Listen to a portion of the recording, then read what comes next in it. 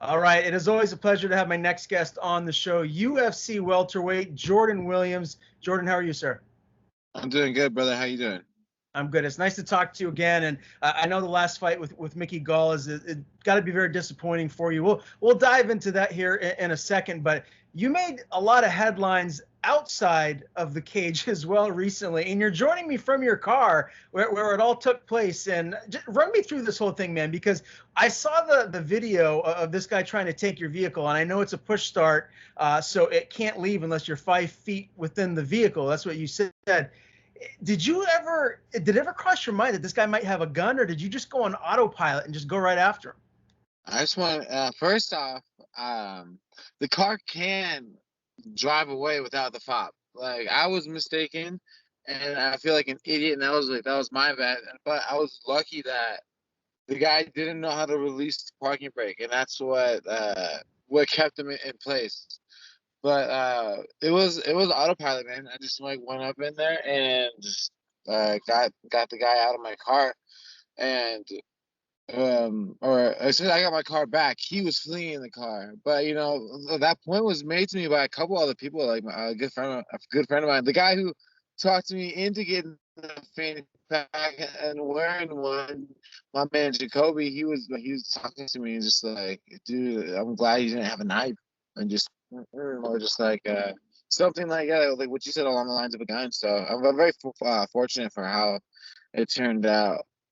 Yeah, no doubt about it. When you did get to the car and you're yanking him out of there, like what all transpired? You hit him with a couple of shots. I couldn't quite tell what it was, but he must have felt your power very quickly, and obviously he took off, like a bat out of hell. What was that back and forth like?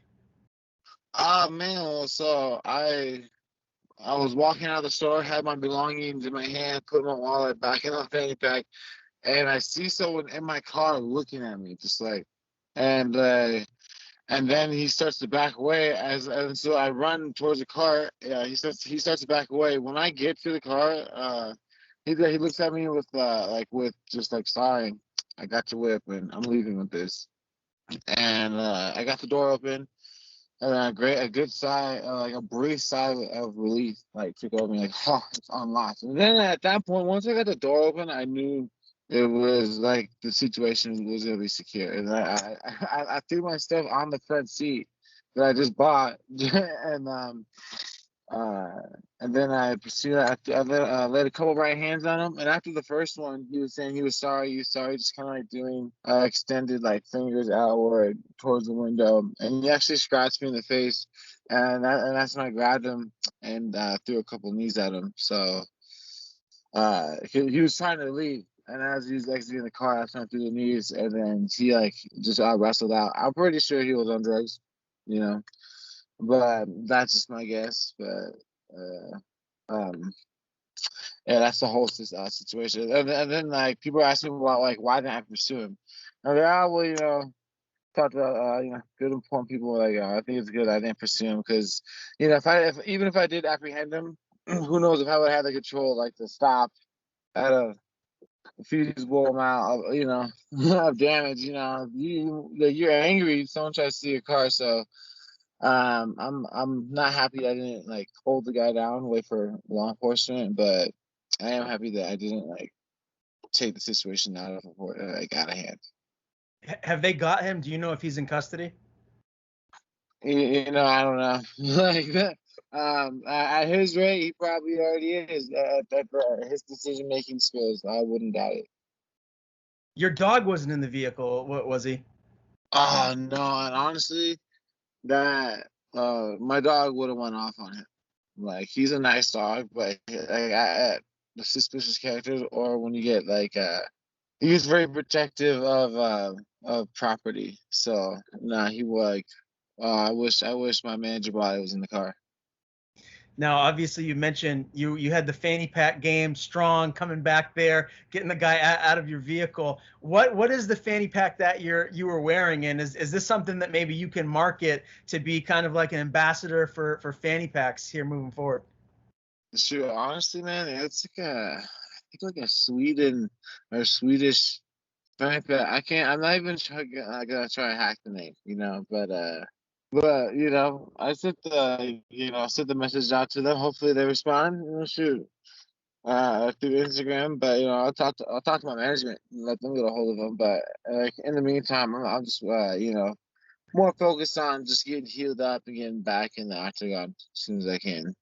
Yeah, no doubt. Well, again, I'm very happy that you didn't sustain any serious injuries or nothing worse happened with that attempted carjacking. Very happy that everything turned out the way that it did. Let's talk about that fight with Mickey Gall, man. I know you got to be really disappointed with the way that turned out. What can you point towards as the reasoning for the way the fight played out there in the round one RNC? Yeah, be more patient, be more at range, and just like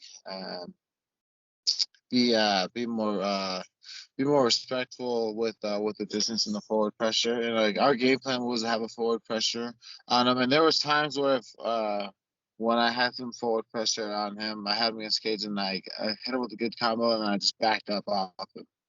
And for no reason, I should just so for things like that, like just minor tweaks in the game and a lot more of exploration and what I can do, and like just coming at with just different angles, more like a more like a mix of kicks and punches and just different angles that aren't easy to read. So yeah, that's my takeaway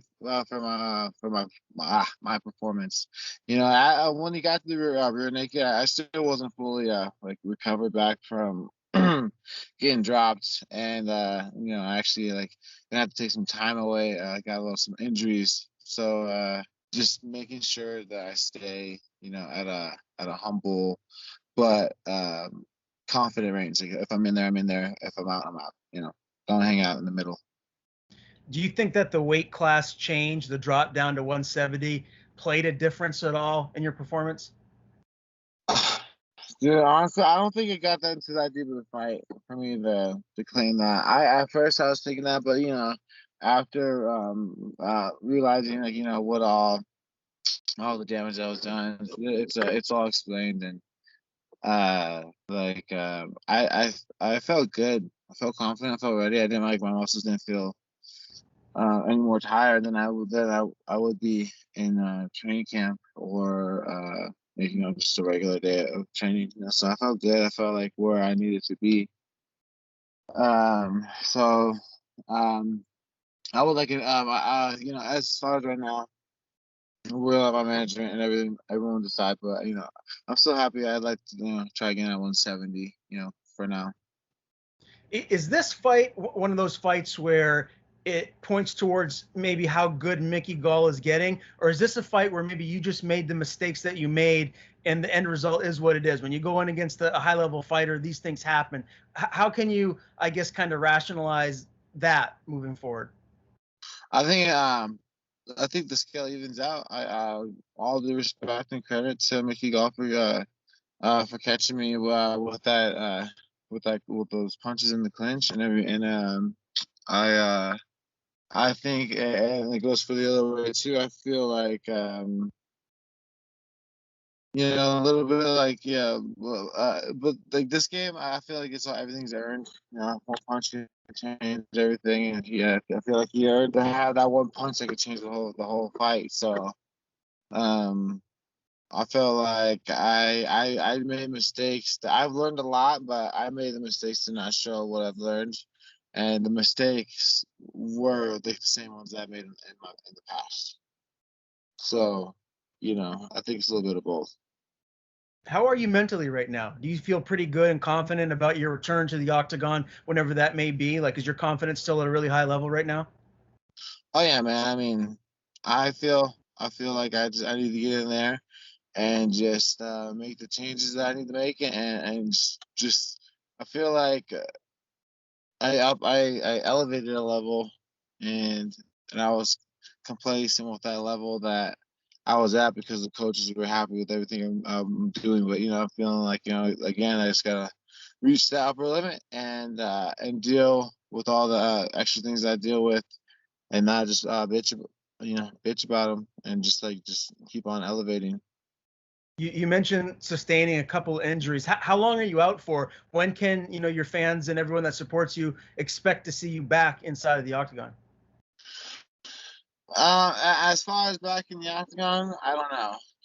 But um, as far as training full contact, we got some time. We got like some more than a couple weeks away. So we're gonna take our time with the contact for now, and then once we get in the flow, once I get the Mark Montoya stamp of approval for a fight, then then that's when I know. It's very formal. Like he lets you know, like, hey, we think you're ready. We're gonna start looking for a fight. Me and Jason or whoever your manager is. So until I get that sit down with with the general, I don't know what that is.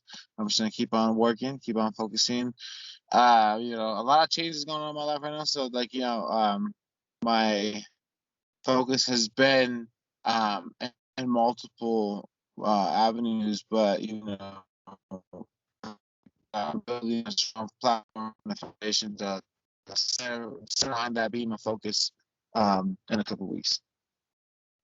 Are you hoping that you're back before the end of 2021? Like, would you like to get your next fight before the end of the year?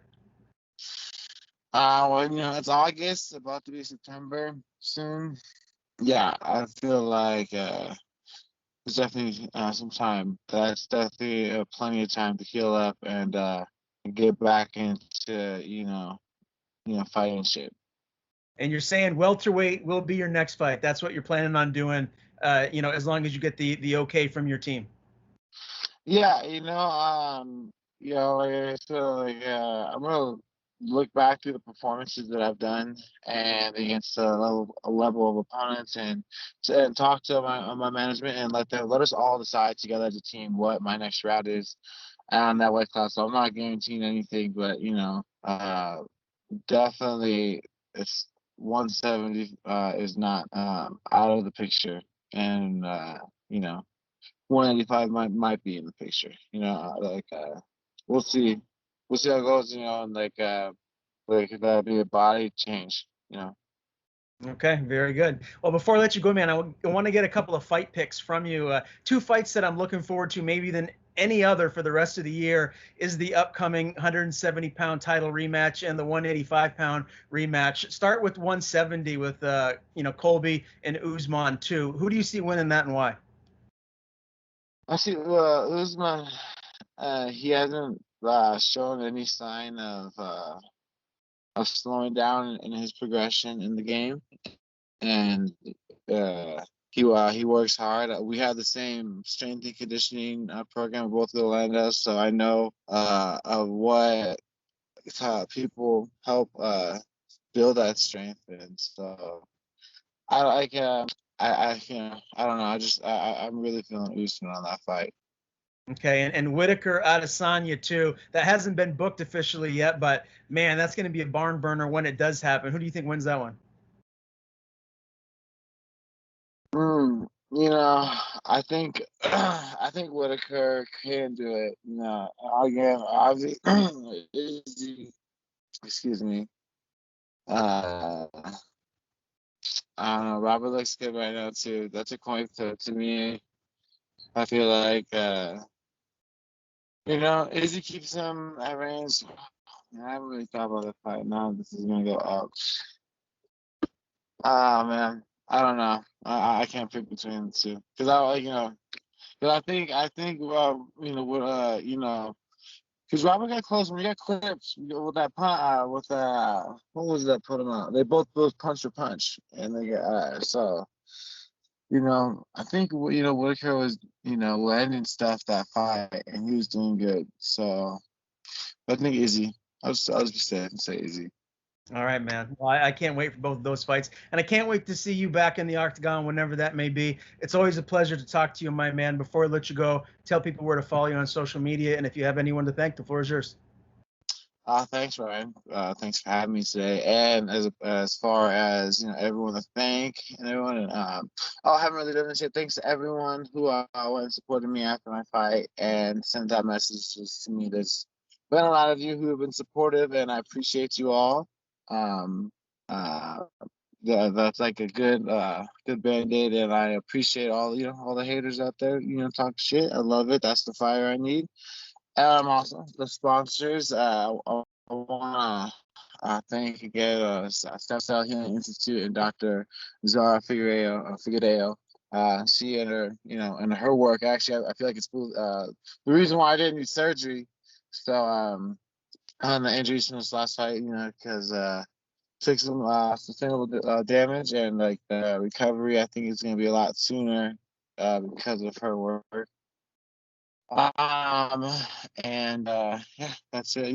My lovely girlfriend, Katie, love you. Thank you for being supportive. We're talking, but yeah, that's it. So I got to appreciate everyone. Everyone being so supportive, and you'll see me back soon.